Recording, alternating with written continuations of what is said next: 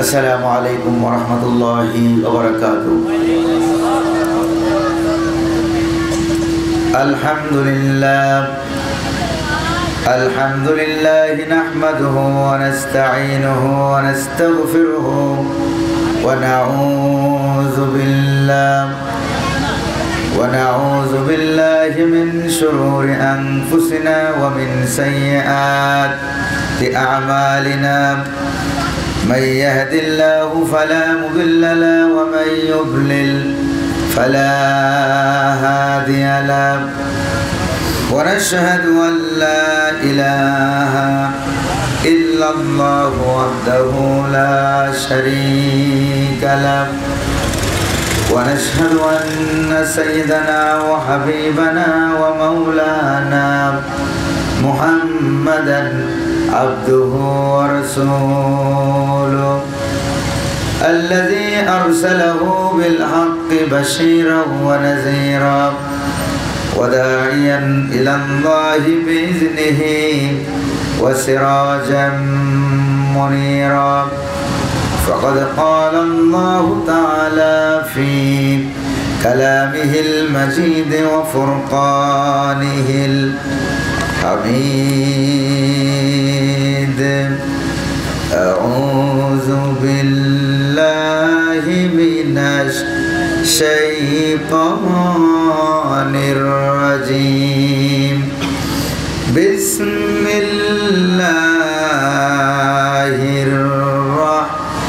रहमानिर रहीम। हुवल्लज़ी अरसल रसूलहु बिलहुदा व दीनिल हक़्क़ लियुज़हिरहु अलद्दीनि कुल्लिहि वलौ करिहल मुश्रिकून। वक़ाल तआला फ़ी शअनि हबीबिही ताज़ीमन व तकरीमा। इन्नल्लाह व मलाइकतहु युसल्लूना अलन नबी या अय्युहल्लज़ीना आमनू सल्लू अलैहि व सल्लिमू तस्लीमा। अल्लाहुम्मा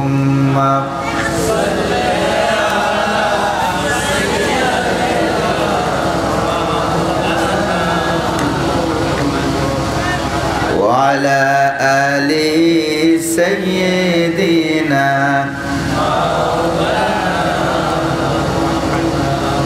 मोहब्बतेर साथे प्राण खुले हाबिबेर शाने सकले बोलुन अल्लाहुम्मा सल्ली अला मौलाना मुहम्मद व अला आलि सय्यिदिना।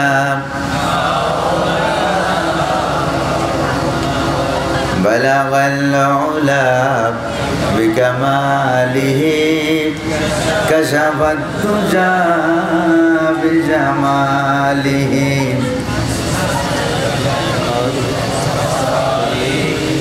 सल्लू अलैहि होना ये फुल तो बुलबुल का तरन्नुम भी न हो। शब्ने दहर में कलियों का तबस्सुम भी न हो। बलगल उला बिकमालिही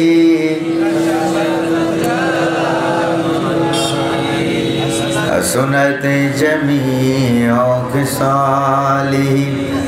सल्लो अलैहि पिलाए साक़िए कौसर ने मुझको जामे वहदत का। ओ सीना हमारा खजाना उसके नातों मदाहत का। बलगल उला كشف الدجى بجماله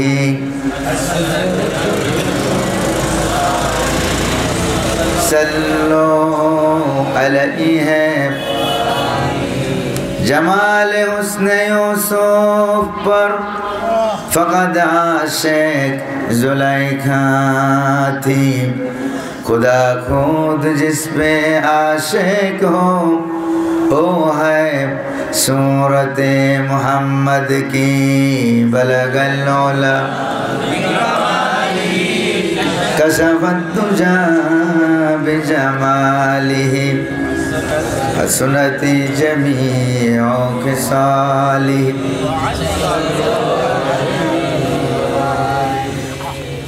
বাংলাদেশের ঐতিহ্যবাহী সুনামধন্য জেলা, আপনাদের জেলার নাম কি? ফেনী জেলার জেলা সদরের মধ্যম বিরিঞ্চি ছাত্র যুব সমাজের উদ্যোগে আয়োজিত চতুর্থ বার্ষিক তাফসিরুল কোরআন মাহফিলের জনাব সভাপতি, অত্র এলাকার কৃতি সন্তান জনাব ইঞ্জিনিয়ার নুরুল আফসার সাহেব,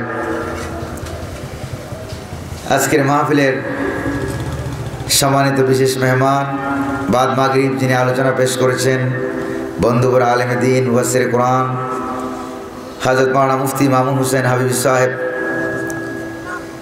আজকের মাহফিলে উপস্থিত অত্র এলাকার সুফিয়া নুরিয়া ফাজিল ডিগ্রি মাদ্রাসার সম্মানিত প্রিন্সিপাল,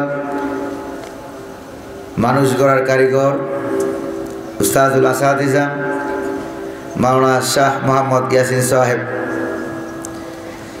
আজকের মাহফিলের বিশেষ মেহমান আমার আগে যিনি বয়ান পেশ করলেন আল জামিয়াতুল ফালাহিয়া কামিল মাদ্রাসা ফেনীর সম্মানিত অধ্যাপক মাওলানা নিজামুদ্দিন সাহেব, বয়ান পেশ করেছেন মাওলানা কারি হাসিবুর রহমান সাহেব, হযরত মাওলানা মোহাম্মদ ইসমাইল সাহেব। আজকের মাহফিলে আমার বাম পাশে উপস্থিত আমার শ্রদ্ধেয় আলেম দ্বীন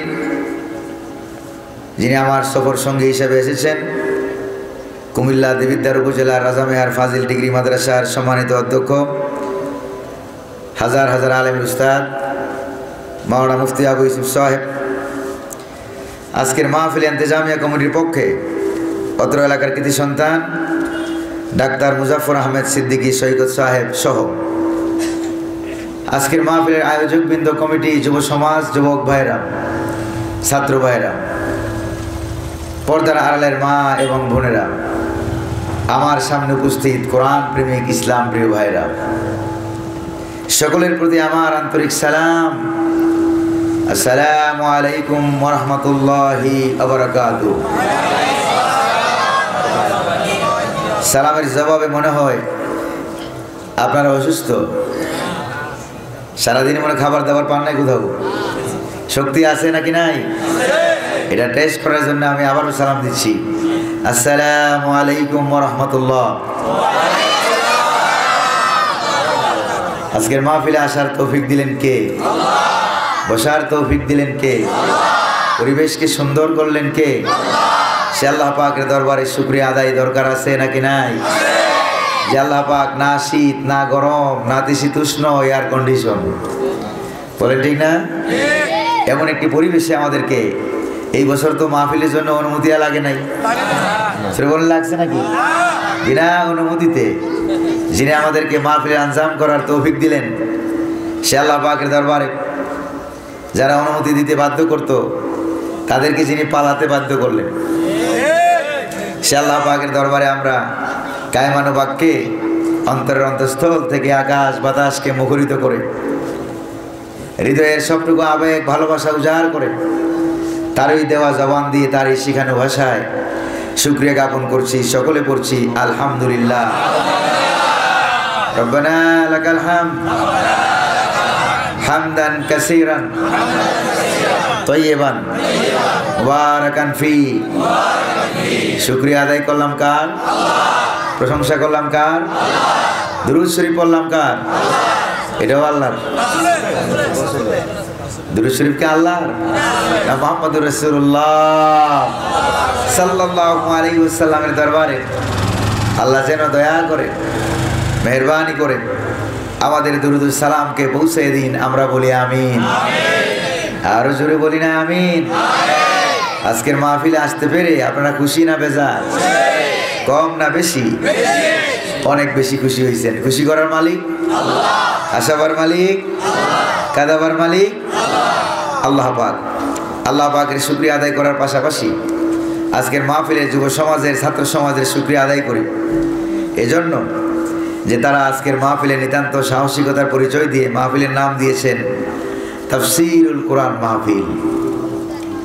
এই নামটা দেখলেই বোঝা যায় যে যেমন নাম তেমন কামের কিছু লোক এখানে আছে। যদি বলেন ঠিক না? এটাকে বলা ইসিম বা মুসাম্মা, যেমন নাম তেমন কাম। অর্থাৎ এই নামটা দেখলে অতীতে যারা ক্ষমতায় ছিল, এই তাফসীরুল কোরআন মাহফিল নামটা দেখলে তাদের মাথা কি ভালো হইতো না খারাপ হইতো? আপনাদের ফেনী এলাকায় কি হইতো? খারাপ হইতো। এই জন্য তাদের পিছনে ঘুরতে ঘুরতে কত জুতা জোড়া ক্ষয় হইতো, কিন্তু অনুমতি মিলতো না।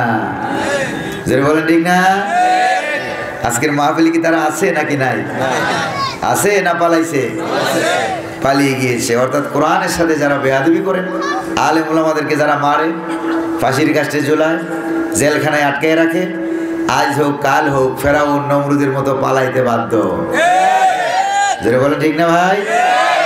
প্রিয় ভাইরা আমার, বহু মাহফিল থেকে আমরা দৌড়নি খাওয়া লাগছে। বিগত 15 বছরে বহু মাহফিল থেকে আমরা দৌড়নি খাওয়া লাগছে। আমরা বিভিন্ন জায়গায় মাহফিলে গিয়ে দৌড়নি খাইতাম, সঠিক কথা বললেই দৌড়নি খেতাম। আর যারা আমাদেরকে দৌড়ানি দিত ওরা খাইতো বিরিয়ানি, ঠিক না? আমরা খেতাম দৌড়ানি, ওরা খাইতো। আর এখন আল্লাহ পাক কালের আবর্তনে এমন সিস্টেম করে দিয়েছেন, এখন আল্লাহ আমাদের বিরিয়ানি খাওয়ায়, ওরা কি খায়? এই দৌড়ানি কি জাদা দৌড়ানি? সাধারণ দৌড়ানি না। এক দৌড়ানিতে বর্ডার পাস হইয়া একবারে দিল্লি গিয়ে পালাইছে। বলেন ঠিক কিনা? ডাইরেক্ট কথা আমাদেরকে বলতে দেয় নাই, আমরা বলতে পারি নাই। এখন সুযোগ করে দিলেন যিনি, তিনি কে? আজকে কি আপনাদের সামনে কোরআনুল কারীম থেকে কিছু ডাইরেক্ট কথা বলা যাবে নাকি? আল্লাহ তো আমাদের আল্লাহ, ডাইরেক্ট না ইনডাইরেক্ট? কোরআন আমাদের কিতাব, ডাইরেক্ট না ইনডাইরেক্ট? মুহাম্মদুর রাসূলুল্লাহ আমাদের নবী, ডাইরেক্ট না ইনডাইরেক্ট? আমরা যে আল্লাহর গোলাম, এটা ইনডাইরেক্ট বোধহয়? ডাইরেক্ট। তাহলে আল্লাহ পাকের কোরআন থেকে আমরা ডাইরেক্ট কিছু আলোচনা শুনবো। রাজি আছেন নাকি নাই? দেখি কারা কারা রাজি নাই, তারা হাত তুলে দেখান। রাজি নাই না বুঝে নাই? বুঝে। প্রিয় ভাইরা আমার, তাহলে বোঝা গেল। আল্লাহ আমাদেরকে তৌফিক দান করুন বলি আমিন। আজকের কমিটিকে আরেকটা ধন্যবাদ জানাই, যে ওনারা আমাকে অনুরোধ করেছেন আজকে আসার সময়। গাড়ি থেকে যখন অর্ধেক রাস্তা আসছি, আসার সময় মাওলানা ইসমাইল সাহেব আমাকে মেসেজ পাঠিয়েছেন, মাহফিল কমিটির পক্ষ থেকে অনুরোধ করেছেন যে হুজুর কোরআনুল কারীমের থেকে সরাসরি ডাইরেক্ট সূরা তাওবার 33 নম্বর আয়াত, যেখানে আল্লাহ পাক নবীদেরকে আল্লাহ পাক দুনিয়াতে কেন পাঠাইছেন সেটা আল্লাহ পাক উল্লেখ করেছেন, কারণটা কি সেটা নিয়ে, নবী পাঠানোর উদ্দেশ্য নিয়ে আমাদের মাহফিলে, তাফসীরুল কোরআন মাহফিলে কথা বলার অনুরোধ করেছেন। তাফসীর করার যোগ্য আলেম আমি নই, তাফসীর করেছেন বাংলার জমিনে সারা পৃথিবীর মুসলিম সমাজের হৃদয়ের স্পন্দন, তারপরে মুকুটহীন সম্রাট, বাংলার জমিনে তাফসীরের রূপকার আল্লামা শহীদ দেলাওয়ার হোসেন সাঈদী রহমতুল্লাহ আলাইহি। ওনারা তাফসীর করেছেন, তাফসীরের ময়দানগুলো ওনারা সাজিয়েছেন। সেই চেয়ারে বসতে আমাদের ভয় লাগে। আমি তো আমার নিজেকে বলি এক ঢোল মার্কা মৌলবী। কি মার্কা? ঢোল মার্কা মৌলবী। ঢোলের মধ্যে বাড়ি মারবেন, অনেক দূরের থেকে আওয়াজ শোনা যায়। কাছে গিয়ে যখন পর্দা ছিঁড়বেন, দূরের থেকে মনে হয় এত আওয়াজ হলো কে কোত্থেকে? ভিতরে অবশ্যই কিছু না কিছু লুকায়িত আছে। কাছে গিয়ে পর্দা ছিঁড়বেন, দেখবেন বাইরে দিয়ে আসলে ফিটফাট, ভিতর দিয়া এরকম। সদরঘাট মার্কা এক মৌলবী আমি। সদরঘাটে কেউ থাকলে রাগটা করবেন না তো আবার? এরকম এক মৌলবী, এলেম নাই কালাম নাই।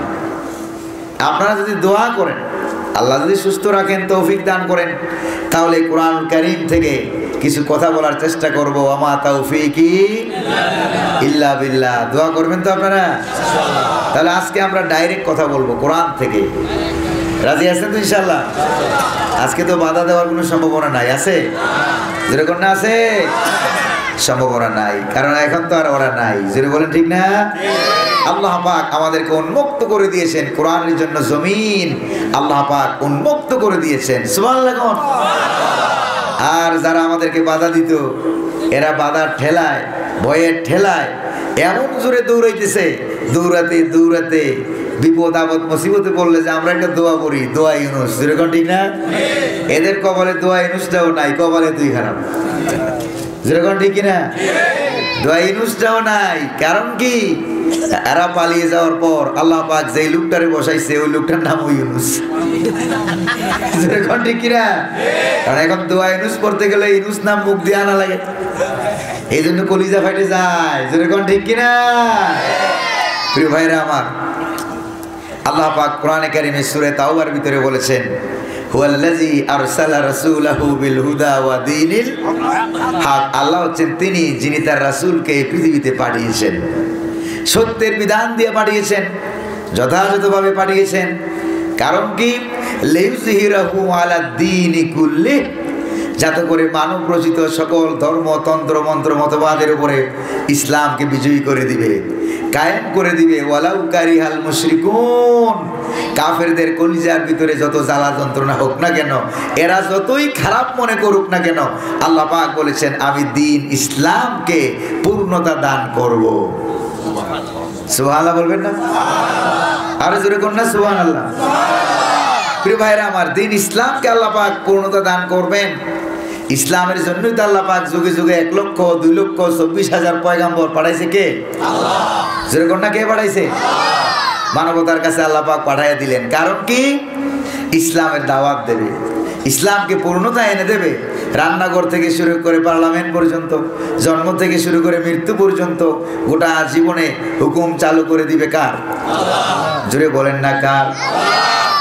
প্রিয় ভাইরা আমার, সূরা তাওবার এটা হলো 33 নম্বর আয়াত। ঠিক একই রকম আরেকটি আয়াত আল্লাহ পাক কোরআনুল কারীমে সূরা সফে উল্লেখ করেছেন। এটাকে বলা হয় তাফসীরুল কোরআন বিল কোরআন। রাব্বুল আলামিন বলেন, হুয়াল্লাযী আরসালা রাসূলাহু বিল হুদা ওয়া দীনিল হক লিইয়ুযহিরাহু আলাদ দীনি কুল্লি ওয়ালাউ কারিহাল মুশরিকুন। আল্লাহ পাক নবীজিকে পাঠিয়েছেন, মুহাম্মদুর রাসূলুল্লাহ সাল্লাল্লাহু আলাইহি ওয়াসাল্লামকে আল্লাহ পাক পাঠিয়েছেন। শুধু যে মুহাম্মদুর রাসূলুল্লাহর এই কাম, ব্যাপারটা এরকম না। আদম আলাইহিস সালাম থেকে শুরু করে ঈসা আলাইহিস সালাম পর্যন্ত, মুহাম্মদ সাল্লাল্লাহু আলাইহি সাল্লাম পর্যন্ত সকল নবীর দ্বীন ধর্ম ছিল ইসলাম। যেরকম না, ধর্মের নাম কি? ইসলাম। ইসলাম বাদ দিয়া অন্য কোনো কিছু আমরা কি মানবো? না। যদি বলেন না মানবো? না। আল্লাহ রাব্বুল আলামিন বলেন, ইন্নাদ-দীনা ইনদাল্লাহিল ইসলাম, একমাত্র গ্রহণযোগ্য ধর্ম আল্লাহ তাআলার কাছে, এটার নাম কি? ইসলাম। ইসলাম। ইসলাম ছাড়া বাঁচার কোনো উপায়? ইসলামের বিরোধিতা করলে মারি খাওয়া লাগে, দেশ থেকে পালানো লাগে, 16-17 বছর ক্ষমতায় থাইকাও পালানো লাগে মামা বাড়ি দিল্লিতে গিয়া। যেরকম ঠিক কিনা? এই জন্য ইসলামের বিরোধিতা করে নমরুদ পার পাইছে না, ফেরাউন বাঁচতে পারছে না, আবু জাহেল, আবু লাহাব, কারুন, নমরুদ, উতবা, সাইবা কেউ বাঁচতে পারে না। এই জন্য বাংলার জমিনের লেডিস ফেরাউনও বাঁচতে পারে না। যেটা বলেন ঠিক না? 1971 আমরা রক্ত দিয়েছি। আমার বাবা 2টা গুলি খেয়েছেন 71 সালে, রক্ত দিয়েছেন। মামা শহীদ হয়েছেন, জীবন দিয়েছেন। চাচা জীবন দিয়েছেন। 1971 সালে বাংলার জমিনে লক্ষ লক্ষ মানুষ প্রাণ দিয়েছেন। যেটা বলেন ঠিক কিনা? আবার 2024 সালে লেডিস ফেরাউনকে তাড়াইতে গিয়া ছাত্র সমাজের নেতৃত্বে বৈষম্য বিরোধী ছাত্র আন্দোলনে শরীক হয়ে হাজার হাজার মানুষ জীবন দিয়েছেন। এরপরে হাজার হাজার মানুষ পঙ্গত্ব বরণ করেছেন লেডিস ফেরাউনকে তাড়াইতে গিয়া। যেটা বলেন ঠিক না? প্রয়োজনে বাংলার ফেনী নদী সহ আপনাদের এলাকার রক্তে লালে লাল হয়ে যাবে, বঙ্গোপসাগরের ঢেউ তরঙ্গমালা লালে লাল হয়ে যাবে। তারপরেও আল্লাহ পাকের এই কোরআনকে আমরা বাংলার পার্লামেন্টে নিতে চাই। প্রয়োজনে রক্ত দিতে রাজি আছেন নাকি নাই? কারা কারা রাজি আছেন? দুহাত উঁচু করে স্লোগান দিয়ে আল্লাহর দেখান।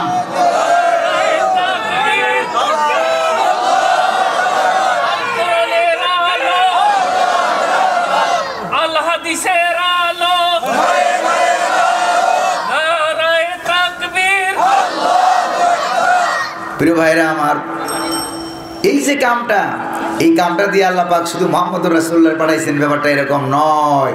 সকল নবী একই কাম। আলহামদুলিল্লাহ কোন? কোরআনে কারিমে সূরা নহলে উল্লেখ করা হয়েছে, ওয়ালাকাদ বা'আসনা ফি কুল্লি উম্মাতির রাসূলা আন ইবুদুল্লাহা ওয়াজতানিবুত তাগুত। আল্লাহ পাক বলেন, যুগে যুগে আমি নবী রাসূলদেরকে পাঠিয়েছি দুই দফা কাম দিয়া। জোরে বলেন, কয় দফা? এক দফা হলো আল্লাহর জমিনে বিধান কায়েম করবে কার? আর আরেক দফা কি? আরেক দফা হলো ওয়াজতানিবুত তাগুত, আল্লাহর বিধান কায়েম করতে গিয়া যারা বাধা দেয় তাদেরকে উৎখাত করতে হবে হুকুম কার? কারণ যারা বাধা দেয় তাদেরকে উৎখাত না করলে আল্লাহর আইন কি কায়েম করা যাবে? দিন ইসলাম কি কায়েম করা যাবে নাকি? প্রিয় ভাইরা আমার, এই জন্য তো আল্লাহ পাক যুগে যুগে, যেমন হযরত নূহ আলাইহিস সালাম সম্পর্কে আল্লাহ পাক বলেন, ওয়ালাকাদ আরসালনা নূহান ইলা কওমি ফাকালা ইয়া কওমি ইবুদুল্লাহা মা লাকুম মিন ইলাহিন গায়রু। আল্লাহু আকবার বলেন। আমি নূহ আলাইহিস সালামকে তার জাতির কাছে পাঠিয়েছি, গোলামি করতে হবে কার? এই দাওয়াত দিয়ে আমি পাঠিয়েছি। শুধু ইবাদতের ক্ষেত্র না, শুধু নামাজ রোজা হজ যাকাত না, জীবনের জন্ম থেকে শুরু করে নিয়ে মৃত্যু পর্যন্ত, রান্নাঘর থেকে শুরু করে নিয়ে পার্লামেন্ট পর্যন্ত হুকুম চালু করতে হবে কার?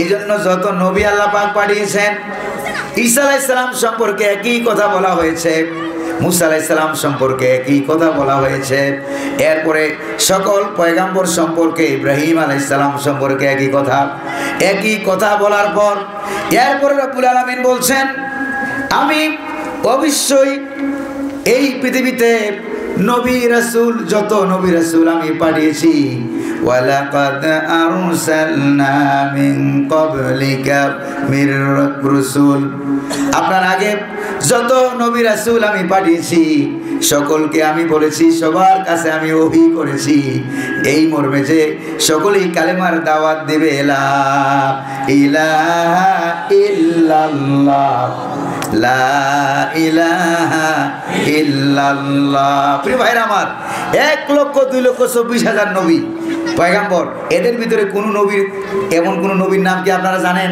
যে মুসা আলাইহিস সালাম কালেমার দাওয়াত দিতে গিয়ে বলছে আমি কিন্তু অরাজনৈতিক নবী? এমন কথা মুসা আলাইহিস সালাম বলছে নাকি? এমন কথা ঈসা আলাইহিস সালাম বলছে নাকি? কোন নবী বলেন নাই আমি অরাজনৈতিক নবী। যেহেতু কোন নবী এটা বলেন নাই, বাংলার জমিনে কোন আলেমের পক্ষ এটা পরিচয় দেওয়া উচিত হবে না যে আমি অরাজনৈতিক হুজুর। জোরে কোন ঠিক কিনা? কারণ অরাজনৈতিক কোন নবী নাই। আপনি যে পরিচয় দিলেন আপনি অরাজনৈতিক হুজুর, তার মানে হলো দুইটা মতলব আছে এখানে। জোরে কোন কয়টা? যারা এরকম পরিচয় দেয় মতলব কয়টা? দুইটা মতলব। এক মতলব হইল ইসলামের রাজনীতি করতে গেলে পিঠের মধ্যে পিঠা পড়ে, বাড়ি পড়ে, নবীদের পড়ছে নাকি পড়ে নাই, এই পিঠা থেকে বাঁচা। আর আরেকটা মতলব হইল ইসলাম বিরোধী শক্তির দালালি করা। জোরে কোন ঠিক কিনা? বাংলার জমিনে দালাল আছে নাকি নাই? দালালেরা শাহবাগে গেল। কোথায় গেল? শাহবাগে গেল। যে শাহবাগে কাফের, বেদিন, বাম, রাম একত্রিত হয়ে গেছে, হয়ে আল্লামা শহীদ সাইদি রহমাতুল্লাহ আলাইহির ফাঁসি তারা চাইছিল। জোরে কোন ঠিক কিনা? দালাল হুজুর ওখানে চলে গেল, গিয়ে সে কি করলো জানেন? দালালি করতে গিয়া এখানে সে বললো আমিও দেলোয়ার হোসেন সাইদির ফাঁসি চাই। জোরে কোন নাউজুবিল্লাহ। সে আবার মিডিয়াতে দেখলাম সে দাবি করে সে নাকি আল্লাহর ওলি। আপনারা বলেন এইটা যদি আল্লাহর ওলি হয় তাহলে শয়তানের ওলি হবে কারা? জোরে কোন ঠিক কিনা? কি আল্লাহর ওলি না শয়তানের ওলি? এটা হলো সকল নবীর মিশন একটা। কয়টা?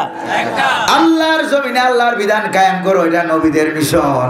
প্রিয় ভাইরা আমার, আমি আপনাদেরকে মাঝখান দিয়ে একটা উদাহরণ বলি। আমরা দাঁত মাজি নাকি মাজি না? টুপি পরি কিনা, দাড়ি উঠে কিনা, জুব্বা আছে কিনা, মাথায় পাগড়ি আছে কিনা। এবার আপনারা বলেন আপনাদের এলাকার মানুষ মধু খায় কিনা, কদু, মধু, তারপরে মিষ্টি, এগুলি খান কিনা আপনারা? প্রিয় ভাইরা আমার, নবী পাঠানোর, নবীর জন্মের আগেই তো, হুজুরের জন্মের আগে মক্কা মদিনার মানুষ দাঁত মাজতো কিনা, মেসওয়াক করতো কিনা, দাড়িও রাখতো কিনা, টুপি জুব্বা পরতো কিনা, মিষ্টি খাইতো কিনা, মধু যদু কদু খাইতো কিনা? প্রিয় ভাইরা আমার, তাহলে বোঝা গেল হুজুরের জন্মের আগে যেগুলি ছিল এগুলির জন্য নবী পাঠানো দরকার হয় না। ঠিক কিনা? কিছু কিছু আছে মধু খাওয়া, যদু খাওয়া, কদু খাওয়া সুন্নত নিয়ে বসে আছে, আর নির্বাচনের সময়, রাজনীতির সময় ধর্ম নিরপেক্ষ মতবাদীদেরকে, কুফুরি মতবাদকে সমর্থন করে এরকম দাবিদার আল্লাহর ওলিও আমাদের দেশে আছে নাকি না? তাহলে যেগুলি নবীর জন্মের আগেই আছে, ভালো করে খেয়াল করেন, এগুলির জন্য কি নবী পাঠানোর দরকার আছে নাকি? কন্যা আছে নাকি? এই জন্য নবীজি নবুয়ত পাওয়ার পর এগুলির দাওয়াত দেন নাই, দাওয়াত দিয়েছেন লা ইলাহা ইল্লাল্লাহ, লা ইলাহা ইল্লাল্লাহ। এগুলির লা ইলাহা ইল্লাল্লাহ যখনই বললেন তখনই আবু জাহেলের মাথা খারাপ হয়েছে। জোরে কোন না কার মাথা খারাপ হইল? কার? এবার ভালো করে খেয়াল করেন, যদি আবু জাহেলকে মুহাম্মদুর রাসূলুল্লাহ কালিমার দাওয়াত না দিতেন তাহলে আবু জাহেলের তো অনেক বুদ্ধি, পরকালে হাসরের ময়দানে যখন জাহান্নামের ফয়সালা হয়ে যেত তখন আবু জাহেল মুহাম্মদ রাসূলুল্লাহর বিরুদ্ধে আল্লাহর কাছে গিয়ে মামলা দিত। কি দিত? জোরে কোন? আল্লাহর কাছে গিয়ে মামলা দিত যে আল্লাহ তাআলা আমি তার চাচা ছিলাম, দুনিয়ার মানুষকে দাওয়াত দিয়েছে, আমাকে সে দাওয়াত দেয় নাই, ঠিক কিনা? যদি দাওয়াত দিত আবু বকর উমরের মতো আজকে আমিও জান্নাতি হইতে পারতাম। এই সুযোগটাকে আল্লাহ দিয়েছেন নাকি? এই সুযোগটা আল্লাহ পাক দেন নাই। না দিয়ে তিনি কি বললেন দেখেন, নবী পাঠানোর উদ্দেশ্য সম্পর্কে অন্য আয়াতে বলা হয়েছে, রুসুলাম মুবাশশিরিনা ওয়া মুনজিরিনা লিআল্লা ইয়াকুনা লিন-নাসি আলাল্লাহি হুজ্জাতুন বাদার রুসুল। সুবহানাল্লাহ। আল্লাহ তাআলা কি কয় জানেন? কয় নবীদেরকে আমি শুভ সংবাদদাতা আর সতর্ককারী হিসাবে নবী রাসূলদেরকে আমি দুনিয়াতে পাঠিয়েছি, যাতে করে পরকালে তারা আল্লাহর বিরুদ্ধে দলিল দিতে না পারে যে আল্লাহ নবী রাসূল তো পাঠাও নাই, ইসলামটা মানবো কেমনে? জোরে বলেন ঠিক কিনা? এই সুযোগ কিন্তু আল্লাহ দেন নাই, ঠিক কিনা কোন? বাংলার জমিন থেকে কোরআনের বিরোধিতা করার কারণে পলাতক শক্তি যারা পালিয়ে গেল, তারা যে পালিয়ে গেল, তারা কি হাসরের ময়দানে কোনো অজুহাত তুলতে পারবে নাকি? জোরে কোন পারবে? পারবে না। কারণ কোরআনের পাখি, এখন তো আমাদের এখানে নবী নাই, এখন আমাদের এখানে রাসূল নাই। আল উলামা ওয়ারাসাতুল আম্বিয়া, আলেমরা হলো নবীদের উত্তরসূরি। জোরে কোন ঠিক কিনা? বাংলার জমিনে নবীদের যোগ্য উত্তরসূরি ছিল কোরআনের পাখি, ঠিক কিনা? 50 বছর দাওয়াত দিয়েছে। কত বছর? 50 বছর। জেলখানার ভিতর থেকে আরো দাওয়াত দিল 13 বছর। 50 আর 13 কত হলো? জোরে কোন কত? 63 বছর একাধারে কালেমার দাওয়াত দিয়েছে কার? এই জন্য আসরের ময়দানে কোন আলেমের বিরুদ্ধে কোনো পলাতক শক্তি মামলা দিতে পারবে না, কোনো অজুহাত চলবে না। জোরে কোন চলবে নাকি? কোনো অজুহাত চলবেই না। নবীদেরকে আমি পাঠিয়েছি শুভ সংবাদ দিবে জান্নাতের, তারপরে সতর্ক করবে জাহান্নাম থেকে। আল্লাহর আইন দিয়ে জীবন চালাও, ব্যক্তি চালাও, পরিবার চালাও, সমাজ চালাও, রাষ্ট্র চালাও, সর্বত্র হুকুম কায়েম করো কার? এবার একটু ভালো করে নিজের শরীরের দিকে চিন্তা করেন তো। মাথার চুলগুলি বানাইছে কে? একটু আস্তে কর না, কে? চুল বানাইছে আল্লাহ। একবারে চুল থেকে পায়ের নখ পর্যন্ত কে বানাইলো? কোন? কে বানিয়েছে? আল্লাহ পাক বানিয়েছে। এবার আপনার মাথার চুল থেকে নিয়ে পায়ের নখ পর্যন্ত 16 আনা বড়ি, 16 আনা বড়ির ভিতরে ধর্ম নিরপেক্ষ মতবাদের কোনো অবদান আছে নাকি? জাতীয়তাবাদের আছে নাকি? সমাজতন্ত্রের আছে নাকি? হিন্দুতন্ত্রের আছে নাকি? তারপরে কমিউনিজমের আছে নাকি? নাস্তিক, বাম, রাম, মুরতাদদের কোনো অবদান আছে নাকি? এখানে 16 আনা অবদান কার? 16 আনা অবদান যেহেতু আল্লাহর, এজন্য গোটা জীবনে 16 আনা বিধিবিধান, আইন কানুন, ইবাদত আর গোলামি হবে কার? এজন্য রব্বুল আলামিন বলেন, ওয়ামা খালাকাতুল জিন্না ওয়াল ইনসা ইল্লা লিয়াবুদুন। মানুষ আর জিনকে আমি বানিয়েছি, তৈরি করেছি গোলামি করবে কার? যদি এই গোলামি না করে তাহলে পরকালে যখন জাহান্নামের ফয়সালা হয়ে যাবে। প্রিয় ভাইরা আমার, নবী রাসূলদের সম্পর্ক দুই কাম, শুভ সংবাদ দিবে জান্নাতের, জাহান্নাম থেকে সতর্ক করবে। আর আমার নবী সম্পর্ক আল্লাহ পাক একই কথা বলেছেন, যেরকম সুবহানাল্লাহ, লিয়ুনজিরা মান কানা হাইয়া ওয়া ইয়াহিক্কাল কওলু আলাল কাফিরিন। আল্লাহু আকবার বলবেন না? আবার অন্য আয়াতে উল্লেখ করা হয়েছে, লিতুনজিরা কওমান মা উনজিরা আবাউহুম ফাহুম গাফিলুন। সূরা ইয়াসিন, জোরে কোন ঠিক কিনা? ও নবী, তাদেরকে আপনি ভয় দেখাবেন যাদের বাপ দাদা 14 গোষ্ঠীর ভিতরে কোনো পয়গাম্বর ছিল না, কোনো নবী ছিল না, তাদেরকে আপনি ভয় দেখাবেন। আল্লাহু আকবার বলেন। শুধু তাদেরকে না, মক্কা নগরী হলো তারা যাদেরকে আপনি ভয় দেখাবেন। প্রথমে বলা হলো মক্কা নগরী, ভালো করে খেয়াল করেন, প্রথমে বলা হলো মক্কা নগরী, লিতুনজিরা উম্মাল কুরা ওয়া মান হাওলাহা। কারণ প্রথমে দাওয়াত দিল ঘর, এরপরে পর, আগে ঘর তবে তো পর, ঠিক কি না গো? আগে দাওয়াত দিলেন ঘরে, মা খাদিজা ইসলাম কবুল করলো, আলহামদুলিল্লাহ। সেই ঘটনার দিকে যাওয়া আমার উদ্দেশ্য না। এরপরে ঘর দাওয়াত দেওয়া হয়ে গেল, এরপরে আত্মীয় স্বজনকে দাওয়াত দেওয়ার জন্য হুকুম ছিল কার? ওয়া আনজির আশিরাতাকাল আকরাবিন। নবী হে, আপনি আপনার আত্মীয় স্বজন, নিকট আত্মীয় যারা আছে, পাড়া প্রতিবেশী, তাদেরকে আপনি কালেমার দাওয়াত দেন। আল্লাহু আকবার বল। ভয় দেখাইবেন কার? এটা হয়ে গেল মক্কা নগরী, আত্মীয় স্বজন, পরিবার পরিজন। এরপরে যখন মক্কা নগরী দাওয়াত দেওয়া হয়ে গেল, এবার রব্বুল আলামিন কি বলেন দেখেন, কুলিয়া আইয়ুহার রাসূল কুলিয়া আইয়ুহান নাসু ইন্নী রাসূলুল্লাহি ইলাইকুম জামিআ। আল্লাহু আকবার বলবেন না? ও দুনিয়ার মানুষ, সুবহানাল্লাহ। কোন নবী বলেন নাই ও দুনিয়ার মানুষ, কারণ সকল নবী ছিলেন এলাকা ভিত্তিক, জাতি ভিত্তিক, অঞ্চল ভিত্তিক। আর আমার নবী এলাকা ভিত্তিক, জাতি ভিত্তিক, অঞ্চল ভিত্তিক। আমার নবী হলো গোটা বিশ্ব সমূহের নবী, যেরকম সুবহানাল্লাহ। ওয়া মা আরসালনাকা ইল্লা রাহমাতাল লিল আলামিন। সুবহানাল্লাহ কইবেন না? আপনারা কি আমার কথা বুঝতে কষ্ট হচ্ছে নাকি ভাইরা? কষ্ট হচ্ছে? তাহলে ভালো করে তাফসীরের সাথে একটু মিলিয়ে নেন। তাফসীর শুনতে যেহেতু আসেন, তাফসীরের সাথে একটু মিলাইছি, আর একটু মিলান, এরপরে আরেকটু মিলাবো, এরপরে মুনাজাত করে চলে যাব। রাজি আছেন নাকি নাই? প্রিয় ভাইরা আমার, তাহলে একটু করে মিলাইলাম, এবার দ্বিতীয় পর্যায়ে আরেকটু মিলিয়ে নেন। দেখেন আল্লাহ পাক যে আয়াতটা আমরা নিয়েছি, লিউযহিরাহু আলাদ-দীনি কুল্লি ওয়ালাউ কারিহাল মুশরিকুন। আল্লাহু আকবার বলেন। যাতে করে মানব রচিত তন্ত্র মন্ত্রের উপরে ইসলাম বিধান কায়েম করবে, যেটাকে আমাদের বাংলাদেশে আমরা বলি একামতে দিন। জোরে বলেন ঠিক কিনা? আমরা কি বলি বাংলাদেশে? একামতে দিন বলি। দিনকে কায়েম করে দেবে। এই যে একামতে দিন, দিনকে কায়েম করে দিবে।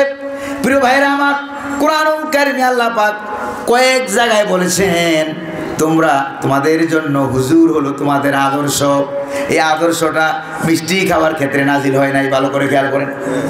যেমন কোরআনে কারিমে সূরা আহজাবে উল্লেখ করা হয়েছে, লাকাদ কানা লাকুম ফি রাসূলিল্লাহি উসওয়াতুন হাসানাহ। তোমাদের জীবনে, আমার রাসূলের জীবনেই রয়েছে তোমাদের জন্য সর্বোত্তম আদর্শ। সুবহানাল্লাহ কইবেন না? এই সর্বোত্তম আদর্শের আয়াতটা নাজিল হলো কোন জায়গায়? লিউযহিরাহু আলা দ্বীনি কুল্লি, ইসলামকে কায়েম করার পয়েন্টে, ইকামতের দ্বীনের পয়েন্টে আল্লাহ পাক খন্দকের যুদ্ধ চলাকালীন অবস্থায় আল্লাহ এই আয়াতটা নাজিল করে দিলেন। আল্লাহু আকবার বলা যায় না? কখন নাজিল হলো? কখন? খন্দকের যুদ্ধ। সুবহানাল্লাহ কোন? যেখানে দ্বীনকে প্রতিষ্ঠার আন্দোলন চলছিল, আন্দোলন হচ্ছিল, কাফের বেদিনদের প্রতিবাদের মুখে কোন সাহাবী যাতে পিছপা হয়ে না যায়, এই জন্য আল্লাহ পাক বলেন তোমার নবী কিন্তু খাল খনন করতেছে। সুবহানাল্লাহ কোন? 10 হাত গভীর, 10 হাত চওড়া, 40 হাত লম্বা, প্রত্যেক 10 জন সাহাবী খাল খনন করতে হবে। আল্লাহু আকবার কোন? যন্ত্রপাতি নাই, কোনো কিছু নাই।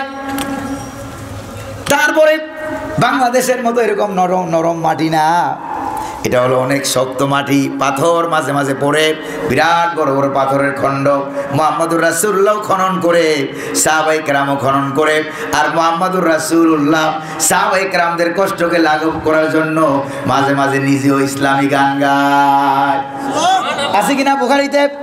আল্লাহুম্মা লাউলা আনতা মাহতাদাইনা ফালা তাসাদ্দাকনা ওয়ালা সাল্লাইনা ফাআনজিলান সাকিনাতান আলাইনা ওয়াসাব্বিতিল আকদামা ইল্লাকিনা।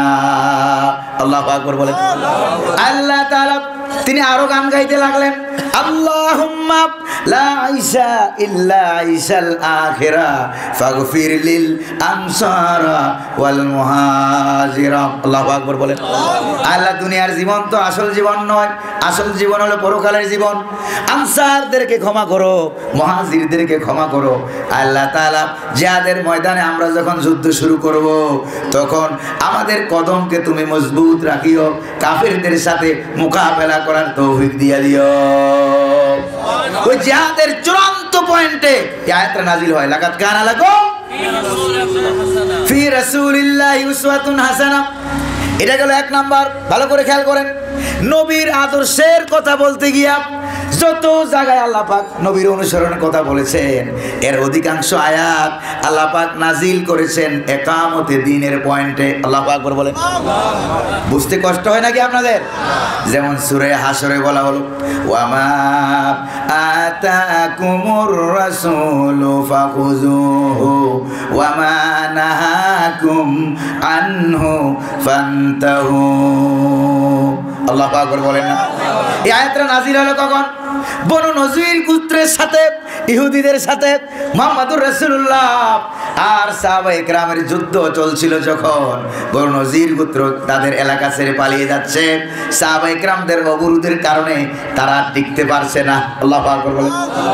তারা টিকতে পারে নাই, তারা ইহুদিরা পালিয়ে যাচ্ছে। এরপরে খেয়াল করেন, হরতাল, অবরোধ, মিছিল, মিটিং। সাহাবায়ে কেরাম যখন সমানে চতুর্দিক দিয়ে অবরোধ করতে আরম্ভ করলেন, সাহাবায়ে কেরামকে হুজুর বললেন, গাছ কাটা লাগে কাটবা। আছে কিনা কোরআনে? রাস্তা কাটা লাগে কাটবা, গাছ কাটা লাগে কাটবা, যেখানে যেখানে আগুন দেওয়া লাগে দিবা। কারণ এই পৃথিবীতে যত সম্পদ রয়েছে সবগুলির তুলনায় ইমানের দাম বেশি। কাজে ইমান বাঁচাইতে গিয়া যা যা করা লাগে তা করতে হবে। হুকুম কার? আল্লাহ। যেরকম না হুকুম কার? আল্লাহ। এবার ইহুদি মুনাফিকদের ভিতরে কেউ কেউ বলতে আরম্ভ করলো, এই মুহাম্মদ রাসূলুল্লাহ সাল্লাল্লাহু আলাইহি সাল্লাম আর সাহাবীরা তারা বনু নজির গোত্র ইহুদিরা অপরাধ করেছে, তাদেরকে দেশ থেকে পালাতে বাধ্য করা হচ্ছে। তো তাদের বাড়ি করে চতুর্দিক দিয়ে খেজুর বাগান, শুনতেছেন নাকি আপনারা? ঘন খেজুর বাগান। এই খেজুর গাছের অপরাধ কি ছিল? খেজুর গাছে কেন সাহাবায়ে কেরাম আগুন লাগালো? কেন মুহাম্মদুর রাসূলুল্লাহ তাদের এই বাগানগুলো কেন কাটলো? গাছ কেন কাটলো? গাছের কি দোষ? এবার দেখেন তাদের মুনাফিকদের ফতুয়ার আলাপ নমুনা দেখেন। মুনাফিকরা ফতুয়া দেয়, মুহাম্মদুর রাসূলুল্লাহ গাছ কেন কাটলো, খাল কেন খনন করলো, এই এই জায়গায় কেন আগুন ধরালো, এই জিনিসগুলোর কি দোষ? তারপরে ইহুদি পণ্ডিতেরা আর মুনাফিকেরা আব্দুল্লাহ বিন উবাই ইবনে সালুলের নেতৃত্বে মুনাফিকরা বলল, আয় রে, মুহাম্মদ তো মানবতা বিরোধী অপরাধ করছে। কি বিরোধী? এই দায়ী মুহাম্মদরে করা হলো, সাহাবায়ে কেরামদেরকে করা হলো। রাস্তা কাটলো কেন, গাছ কাটলো কেন, এই জায়গায় আগুন জ্বালালো কেন? এই অপবাদ যখন হুজুরের বিরুদ্ধে যখন এটা ইলতিজাম দেওয়া হলো, এবার আল্লাহ পাক আয়াত নাজিল করে দিলেন, ওয়ামা আতাকুমুর রাসূলু ফাখুযুহু ওয়ামা নাহাকুম আনহু ফান্তাহু। আল্লাহু আকবার বলেন। ইহুদিদের ফতোয়া তোমরা নিও না। কে বলছেন? মুনাফিকদের ফতোয়া তোমরা নিও না। তোমাদের রাসূল তোমার আল্লাহর কাছ থেকে যা যা ফতোয়া নিয়ে আসে ওইগুলি তোমরা গ্রহণ করো, আর যা যা করতে নিষেধ করে ওইগুলি থেকে বিরত থাকো। হুকুমটা কার? তাহলে বোঝা গেল নবীজিকে অনুসরণ করার দ্বিতীয় আয়াতটা এটাও নাজিল হলো জিহাদের ময়দানে। আল্লাহু আকবার। জিহাদের ময়দানে নাজিল হওয়ার অর্থ কি বুঝেন? লিউযহিরাহু আলাদ-দীনি। আল্লাহু আকবার বলেন। প্রিয় ভাইরা আমার, এবার যে ইহুদিরা আর মুনাফিকরা যে উল্টাপাল্টা ফতোয়া দিল, এবার আল্লাহ তাআলা নিজে ফতোয়া ঠিক করে দিলেন। কে ঠিক করে দিলেন? আল্লাহ রাব্বুল আলামিন নিজে ফতোয়া ঠিক করে দিলেন। ও আমার সাহাবীরা, নবীর সাহাবীরা শোনো, মা قطعتم من لينة أو تركتموها قائمة على أصولها فبإذن الله وليخزي الفاسقين। আল্লাহু আকবার বলেন। ও নবীর সাহাবীরা, আন্দোলনকে সাকসেস করার জন্য যে গাছগুলি তোমরা কেটেছো, যেখানে সুবিধা অসুবিধা গাছ কেটে ফেলেছো, যেখানে সুবিধা গাছ রেখে দিয়েছো, এই কাটা আর রাখা উভয়টার মধ্যে হুকুম ছিল কার? এবার ফতোয়া কার? আল্লাহর ফতোয়া। ধর্ম নিরপেক্ষ মতবাদীরা যখন আন্দোলন করে, মুনাফিক ফাজের ফুজ্জার ফাসিক কাফেররা যখন আন্দোলন করে, যার যার এই হরতাল করে, মিছিল করে, মিটিং করে তাদের দলকে রাষ্ট্র ক্ষমতায় নেওয়ার জন্য, তখন তোমাদের ফতোয়া থাকে কোথায়? জোরে বলেন ঠিক কিনা? প্রিয় ভাইরা আমার, ওয়ালিউখজিয়াল ফাসিকিন, আর ফাসিকদেরকে অপমানিত করার জন্য, লাঞ্ছিত করার জন্য তোমরা যে তাদের বাড়ি ঘরে আগুন লাগিয়েছো, হুকুম ছিল কার? যেরকম না কার? আল্লাহ পাকের হুকুম। তো ফতোয়াটা আরেকটু ক্লিয়ার করে দিই, রাজি আছেন নাকি নাই? আপনারা কোন তো গাড়ি বাড়ি খেজুর গাছ বাগান এগুলির দাম বেশি না ইমানের দাম বেশি? দাম বেশি কার? তারপর যানজট লাগে মানুষ কষ্ট পায়, এটার দাম বেশি না ইমানের দাম বেশি? গাড়ি করে দুই সিটে পুরা, এটার দাম বেশি না ইমানের দাম বেশি? এবার এটা যদি বুঝে থাকেন, ক্বালান নবিয়্যু সাল্লাল্লাহু আলাইহি ওয়াসাল্লাম লা তাকুমুস সাআ হাত্তা ইউকালা ফিল আরদি আল্লাহ আল্লাহ। আল্লাহকে আল্লাহ বলে মেনে নেওয়ার মতো, আল্লাহকে স্বীকার করার মতো একজন ইমানদার যতদিন দুনিয়াতে থাকবে ততদিন দুনিয়া কিয়ামত হবে না। আল্লাহু আকবার বলেন। তাইলে কিয়ামতের সময় আকাশ ধ্বংস হবে, কিসের ব্রিজ, কিসের বিল্ডিং, কিসের গাড়ি ঘোড়া, কিয়ামতের সময় সব ধ্বংস হয়ে যাবে যদি ঈমান না থাকে। আর একজন ঈমানদার যতক্ষণ দুনিয়াতে জিন্দা থাকবে ততক্ষণ পর্যন্ত আকাশও ধ্বংস হবে না, জমিনও ধ্বংস হবে না, কিয়ামত হবে না। তাহলে কারো সিলাই সিন্নি খাইলা মোল্লা চিল্লা না, যেরকম ঠিক না ভাই? কারো সিলাই সিন্নি খাইলা মোল্লাটা চিল্লা না, তার মানে কি? তার মানে কি জানেন? তার মানে হলো ইমানের দাম, ব্রিজ, স্কুল, কলেজ, মাদ্রাসা, রুট, ঘাট, ব্রিজ যা যা আছে সবগুলি চাইতে দাম বেশি কার? এবার ইমানকে টিকাইতে গিয়া যদি ওই ব্রিজ ভাঙা লাগে, ওইটা ভাঙা লাগে, রাস্তা কাটা লাগে, আগুন জ্বালানো লাগে, যা যা করা লাগে তা করতে হবে, হুকুম কার? আল্লাহ। ফতোয়া ক্লিয়ার হয়েছে নাকি হয় নাই? জোরে কন্যা হয়েছে নাকি হয় নাই? এটা গেল নবীকে অনুসরণের 2 নম্বর আয়াত। কয় নম্বর? 2 নম্বর আয়াত। 3 নম্বরে কি যাবো না কোন? 3 নম্বরে যাবো। সাহাবায়ে কেরাম বলা বলি করছিলেন মদিনা শরীফে, মুহাম্মদুর রাসূলুল্লাহ হুজরা মুবারকে বসে আছেন। সাহাবায়ে কেরাম হুজুরের হুজরা মুবারকের অনতি দূরে বলা বলি করতেছেন, আল্লাহর কাছে সবচেয়ে বেশি ভালো আমল কোনটা? সবাই একত্রে, আলাদা আলাদা না। আল্লাহর কাছে সামগ্রিকভাবে গোটা ইসলামের ভিতরে মাঝে মাঝে সাহাবায়ে কেরাম প্রশ্ন করেছেন, এই আংশিক যে হুজুর সর্বোত্তম আমল কোনটা? হুজুর ওই ব্যক্তির অবস্থা দেখিয়া দেখছে মা বাপের খেদমত ঠিকঠাক মতো করে না, কই তুমি মা বাপের খেদমত করো, এটাই সর্বোত্তম আমল বলছে না? আরেকজনকে বলছেন নামাজ, আরেকজনকে বলছেন আরেকজনকে বলছেন জিহাদ। সাহাবায়ে কেরাম সবাই মিলে সামগ্রিক আমল, গোটা ইসলামের ভিতরে সবচেয়ে ভালো আমল কোনটা, মারাত্মক আমল কোনটা, এইটা নিয়ে সাহাবায়ে কেরাম মিটিং বসছে। সুবহানাল্লাহ। কারা মিটিং বসছে? সাহাবায়ে কেরাম মিটিং বসছে। একজন আরেকজনের বলা বলি করে ভালো আমল কোনটা, ভালো আমল কোনটা, সবচেয়ে উত্তম আমল কোনটা। মিটিং বসে গেছে। এবার জিবরিল আলাইহিস সালাম হুজুরের কাছে নাজিল হয়ে গেছে। সুবহানাল্লাহ। কি বাসায় যায় বলবেন বোধহয়। নাজিল হয়ে বললো যে ইয়া রাসূলুল্লাহ, আপনি হুজরাতে বসা, আপনার সাহাবীরা এই ব্যাপারে মিটিং বসছে, এই তাদের প্রশ্নের জবাবে আল্লাহ পাক কোরআনে একটা সূরা নাজিল করে দিল। সুবহানাল্লাহ না? সূরা সফ নাজিল হয়ে গেল। ইন্নাল্লাহা ইউহিব্বুল্লাযীনা ইউকাতিলুনা ফি সাবিলিহি সাফফা কাআন্নাহুম বুনয়ানুম মারসুস। সুবহানাল্লাহ। নিশ্চয়ই আল্লাহ পাক তাদেরকে ভালোবাসেন, তাদেরকে মহব্বত করেন যারা সীসা ঢালা প্রাচীরের মতো দাঁড়িয়ে দাঁড়িয়ে আল্লাহর দ্বীন কায়েমের জন্য আল্লাহর পথে জিহাদ করে। এটাই তো ইকামতের দিন, এটাই তো লিউযহিরাহু আলাদ-দীনি কুল্লিহি, সকল মতবাদ তন্ত্র মন্ত্রের উপরে কায়েম করে দিবে দিন ইসলাম। কার? আর জোরে বলেন না কার? এবার এই সূরা নাজিল হয়ে গেল। এবার সাহাবায়ে কেরামের কেউ যাতে, ভালো করে খেয়াল করেন, সাহাবায়ে কেরামের কেউ যাতে, তারা যে আল্লাহর কাছে চায়া নিল সবচেয়ে ভালো আমল কোনটা, আল্লাহ বলেন জিহাদ, দিন কায়েমের আন্দোলন। আল্লাহু আকবার বলেন। এবার কেউ যাতে পিছপা না হয়, কারণ যুদ্ধ করতে হবে ভাইয়ের বিরুদ্ধে, বাবার বিরুদ্ধে। সন্তান একদিকে, বাবা আরেকদিকে যুদ্ধ করে, বাবা কাফের, সন্তান মুসলমান, এরকম ঘটনা বুখারী শরীফে আছে নাকি নাই? আছে নাকি নাই? বাবার বিরুদ্ধে যুদ্ধ করতে হবে, ভাইয়ের বিরুদ্ধে ভাই যুদ্ধ করবে, কাটাকাটি মারামারি হানাহানি হবে, আপনজনের বিরুদ্ধে আপনজন তরবারি হাতে নিতে হবে। এটা আল্লাহ জানেন নাকি জানেন না? ও সাহাবীরা, তোমরা তো চেয়ে নিলা সর্বোত্তম আমল কোনটা, এবার সর্বোত্তম আমলের সূরাটা আমি নাজিল করে দিলাম, তোমরা কেউ যেন এই আমল থেকে পিছাইয়া না যাও। হুকুমকার আল্লাহ, কেউ যেন পিছাইয়া না যায়। এরপরে আয়াত নাজিল হয়ে গেল, ইয়া আইয়ুহাল্লাযীনা আমানু লিমা তাকুলুনা মা লা তাফআলুন। সুবহানাল্লাহ। দেখছেন কারবারটা, দেখছেন? কেউ যাতে না পিছায় আল্লাহ তাআলা আগে থেকে ব্যারিকেড দিয়ে দিলেন। সাহাবায়ে কেরাম তো পিছায় নাই। আল্লাহু আকবার বলেন। এরপর আল্লাহ পাক আগের থেকে ব্যারিকেড দিয়ে দিলেন। এই ব্যারিকেডের দুইটা বড় বড় উপকার আছে, জোরে বলেন না কয়টা? যারা প্রকৃত ঈমানদার তারা কি হবে,